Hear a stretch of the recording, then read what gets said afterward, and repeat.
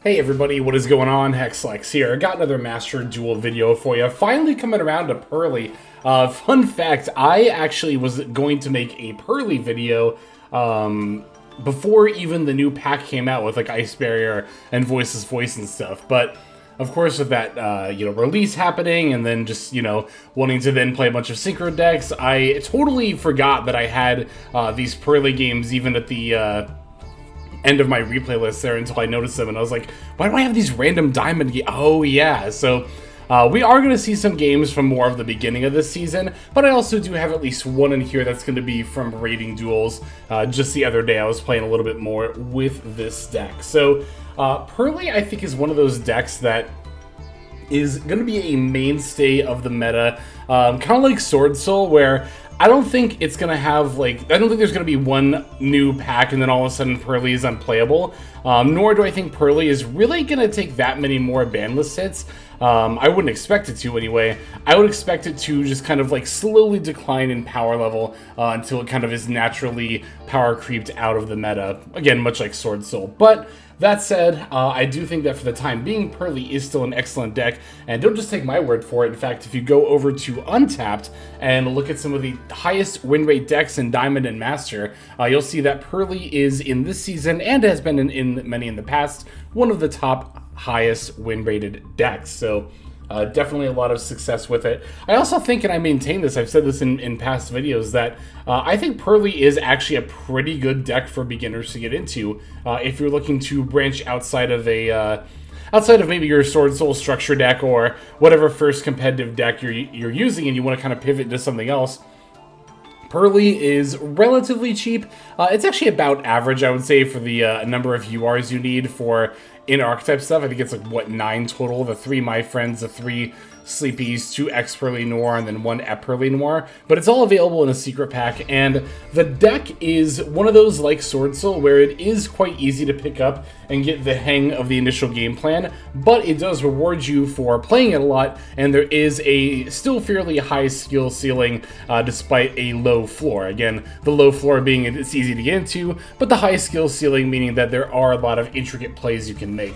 I think the only thing that's a bit new player unfriendly about this deck is that you have to be pretty good at navigating the Master Duel user interface, just making sure to read all the prompts carefully and all the way through, while maintaining some good time management. But this deck typically doesn't have very long combos, so if you need a second to figure out what exactly the menu is asking you, if you want to discard a card to summon, or which card it is, or if you're asking if you want to be chained, then yeah, I think you have the time to do that. So another cool thing about this deck is that it plays under the Maxi very, very well. In fact, on our first turn, I don't think we typically do more than a couple of special summons, right? I mean, you can have a bunch of big special summon turns, but a lot of the time you end up playing into Nib in a lot of situations where you wouldn't normally, so I don't even know if it's always advisable. Another great thing about this deck is that it's capable of running a lot of hand traps, and as a lot of people have pointed out in comments of various videos, there are definitely a lot of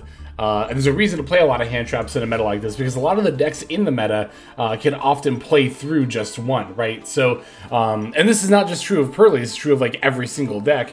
In pretty much every single deck right now, you're gonna be wanting to open multiple hand traps, so that way you can make sure your opponent doesn't have plays, on top of opening your ideally 1-card starter as well. One thing you might notice about this list is that we're actually not playing a couple of staple spells here, namely the Call By and Crossout. I thought about putting in a couple of Call Bys, but then again I was thinking about how Maxi doesn't even really do, again, that much against this deck, and yeah, Valor and Ash Blossom can hurt, but if you have even one Quick Play spell in addition to Pearl Lily or something, it's not that hard to continue your plays after that. So I opted for Triple Tactics Talent instead. And I think in exactly this deck, I don't mind playing Triple Tax over Call By. There were plenty of decks where I would definitely just jam the Call By instead. But again, ones that can play under Maxi in particular, I think it is worth exploring playing possibly Triple Tax instead of Call Bys, right?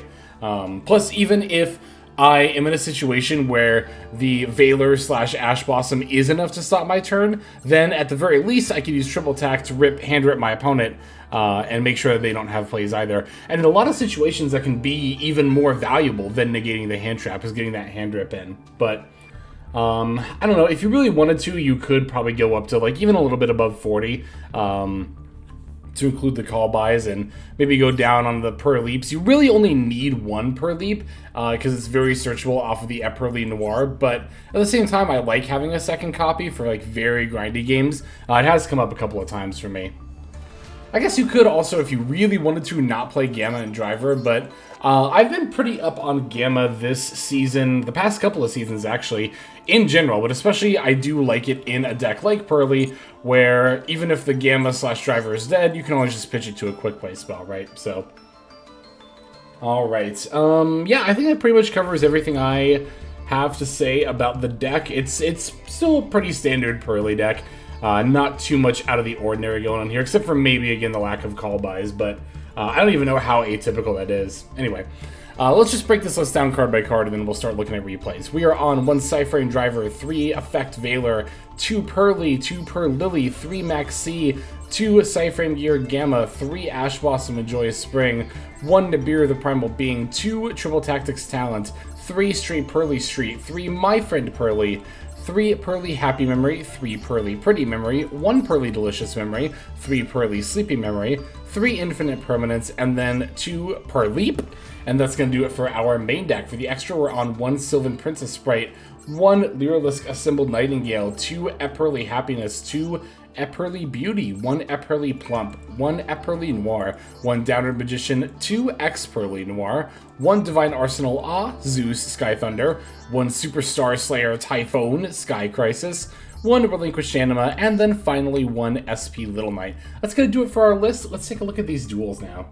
Okay, our first game is going to be against Branded. This is going to be the rating duel. I think the other games are going to be from Diamond, if I recall correctly. So that's probably why you'll hear different music here. I actually just learned, thanks to the comment section on yesterday's video, that there is actually separate music for rating duels, which I think is really cool. So anyway, opponent's going to lead with Albion, the Shrouded Dragon, then go for the Fusion deployment. We're going to max C in response to that. Also worth noting that my opponent was definitely trying to check for the Ash Blossom with those 2 cards, right? I mean, they are just good to activate in general, of course, but a lot of the time Branded will definitely go out of its way to check to see if the opponent is on Ash Blossom. The way they'll do this is they'll play cards that can proc the Ash Blossom and then see if priority gets passed back. So I just learned of this phrase. I'm what some people refer to, I guess, as a toggle Andy, meaning that I will toggle off to hide my hand traps, right? I do it for Ash Blossom, I do it for the Maxi as well, because if you get past priority on every interaction, it's pretty obvious you're holding the Maxi, and again, especially in situations like this, I don't want to let them know that I have an Ash Blossom. So I think it's definitely worth it too. If you watch my guide on hand traps, you'll see my in-game, toggle settings and how I can quickly switch between on and off to hide my hand traps. So, like I said, definitely want to maxi in response to the Fusion deployment, making sure I'm getting the draw for the Cartesia there. Gonna let the Albion search. They is gonna grab the Branded Fusion, which of course I am gonna fire off the Ash Blossom against. So. Even if because you might think, I said Albion earlier, I meant Aliber. Even if you might think, well, if you Ash the Aliber, it's the same thing, right? Well, no, because the Aliber could be searching a Branded Lost with the Branded Fusion already in hand. Not super likely with the 1-of, but no reason to take the chance at the same time, so. Gonna lead by using Happy Memory to pull the Per Lily out of the deck, going for the My Friend Pearly. Now, I know this Cartesia can Fusion Summon during my turn, and of course, I'm a little weary that my opponent might have a hand trap as well, so I'm playing things a little bit cautiously here. I'm going to go out of my way to set the Field Spell and the My Friend. That way, just in case they do happen to remove my monsters here, I can still make a play. Now here, I actually did misplay. I should have actually gone into Happy Memory and threatened to move to Battle Phase, and use that to force the Cartesia. What I ended up doing instead was using Epperly Noir's discard effect, which I think is the first time I've ever activated this ability, but honestly, that kind of ended up getting wasting a resource in hand for not really any real reason, when again, I could have just copied, or had, not copied, but had the Pearly go into a Epperly Happiness with one of the Happy Memories in the graveyard, right? But, minor misplay, but it does at the same time still accomplish the task of forcing out the Cartesia Fusion F. That's mainly what I wanted to, get through here. Okay, so they're going to send Albion.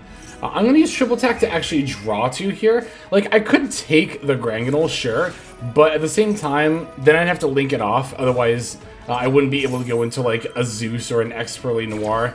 I definitely don't want to Zeus away just a Granganol and nothing else while I still have my Field Spell and my friend Pearly in play, that's for sure. So I'm going to go for my Purlily here and see if we can find any cards. Good kitty. Great kitty, finding the Delicious Memory there.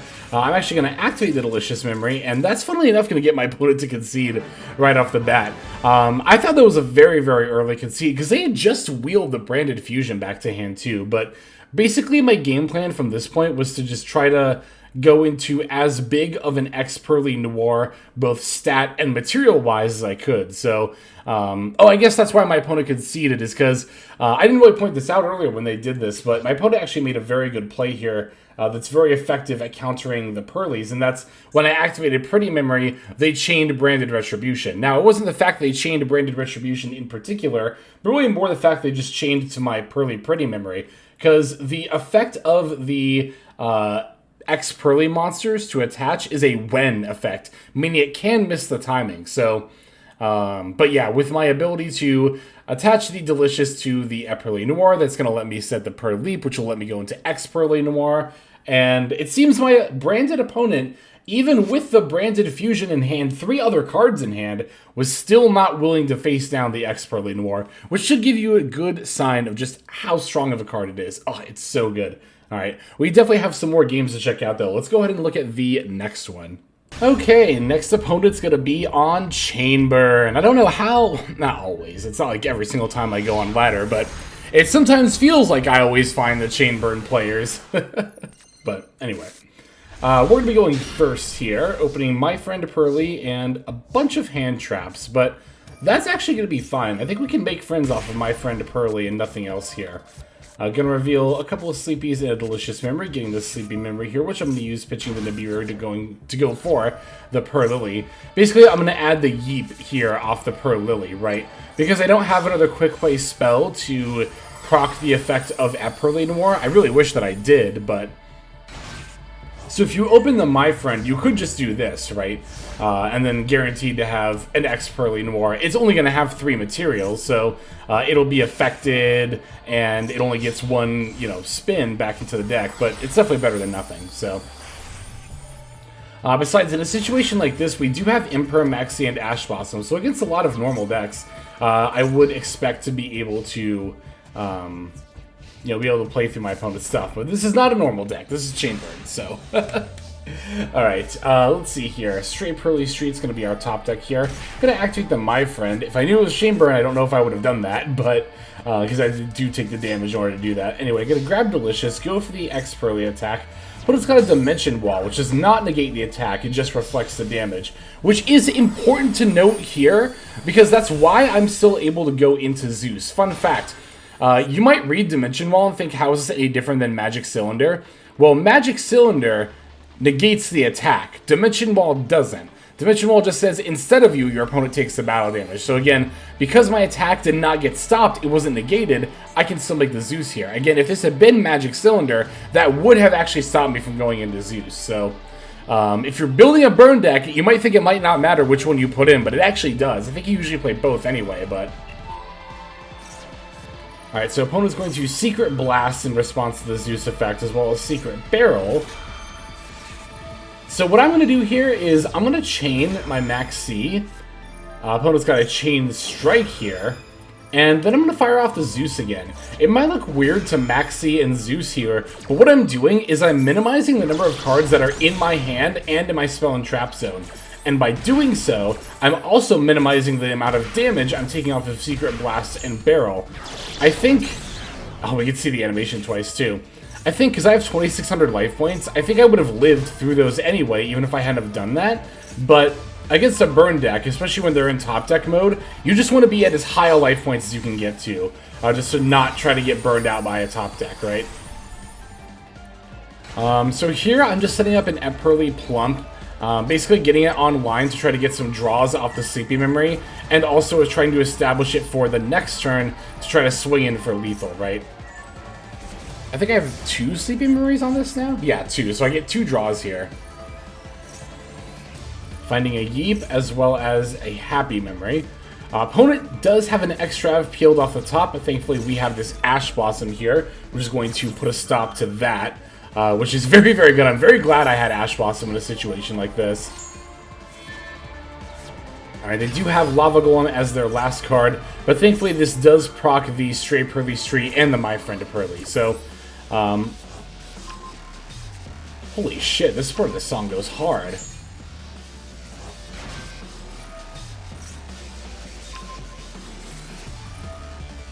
Oh my god, sorry, I had to be quiet. I've never heard that part of this song before.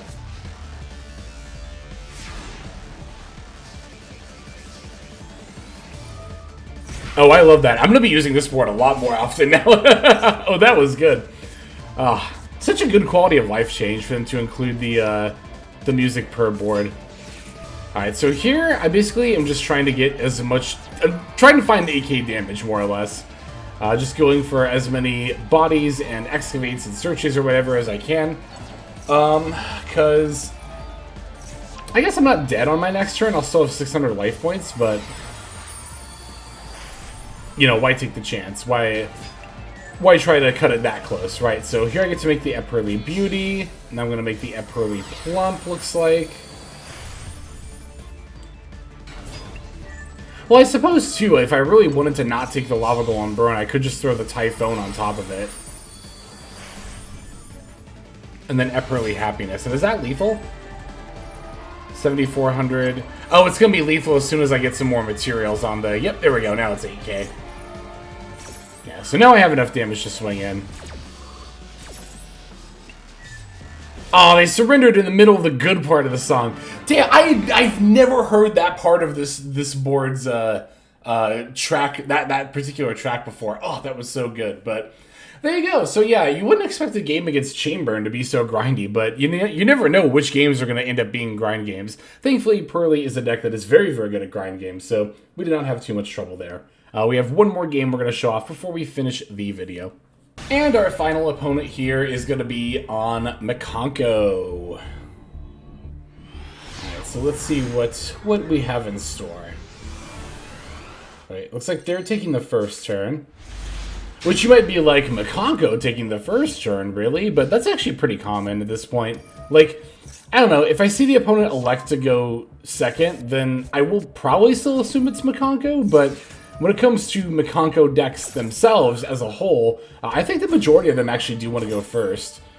Or at the very least, I remember seeing on Untapped once that Makono actually has a higher going first win rate than a going second win rate. So I'm going to Ash the Ohime, and then looks like they're just going to set one and then pass. We've got the My Friend as well as the Sleepy Memory here, so should be more than enough to find some plays. Going to go for a couple of Pretties and a Delicious Memory, because I already have the Sleepy Memory here, so... there's a couple of different ways I could do this. I could go for Zeus, or I could go for Expertly Noir. Going second, a lot of the time, that does kind of end up being the question. In a situation like this, I'm probably just going to end up going for the Expertly Noir. I actually don't remember off the top of my head, but looks like that's what I'm setting up here, so.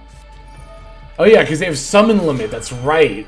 And this is like so unbelievably inconsequential that, fun fact, I'm not even going to activate my Pretty Memory effects to attach it here.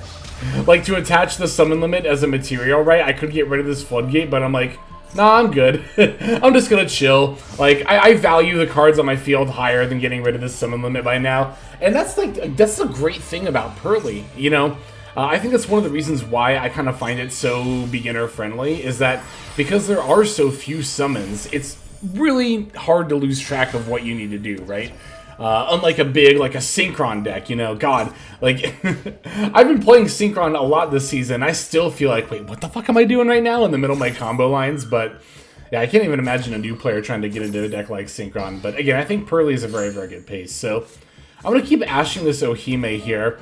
When the Aberrest comes down, I'm going to definitely use the Expertly Noir on the Hare that's trying to equip to. I'm doing that instead of attaching it to, or instead of, detaching to get rid of the equip spell itself, because equip spells naturally need their target to be on the field in order to resolve. So the way that Chainlink would have played out is that Expurley Noir would have been Chainlink 2, spinning the Hare back into the deck, and then the Aberresque, now with nothing on the field, or rather its target no longer on the field, will simply go to the graveyard and not resolve. So kind of 2 for 1 on the disruption there. But yeah, those Ash Blossoms against the Ohimes were also, of course, extremely good. So, all right, there's our duels. Thank you so very much for watching them. I appreciate you, as always, as ever. Let's go ahead and move now to our outro. Hey everybody, Hexlex here. Just want to give you a huge thanks for watching all the way to the very end of the video. Believe it or not, that is actually one of the best ways that you can support the channel, is by watching the videos in their entirety. But there are many ways in which you can support the channel if you are so interested. The names that you're seeing on screen here, I gotta give an extra special thanks to, because these are people who have chosen to either become a member on YouTube, which if you're interested you can do as well via the join button next to the subscribe button down there, or have signed up over on Patreon and become members there. Link to that is going to be in the description below. Without the support that is being offered by, again, all the people that you're seeing on screen right here, I would not be able to take the time to dedicate to uploading daily YouTube videos. So thank you so very much. But there are also other ways you can support as well. Again, link to the description below. If you like my deck tracker that you'll see in a lot of my videos, the Untapped Companion, you can download that for free, and if you use my affiliate link down there, then that also goes a long way towards supporting the channel. That's, again, free. So is subscribing here on YouTube. That's also free and a huge way to support. You can also check out Twitch, once again linked in the description below. Following and subscribing over there will not only support as well, but also give you notifications of when I go live if you want to catch some of the live streams. But really, no matter how you choose to support, it all adds up, and it all definitely means the world. So thank you, each and every one of you. For now, this is Hexlex. I'm going to be signing out. But more than that, I'm hoping that you have a fantastic day.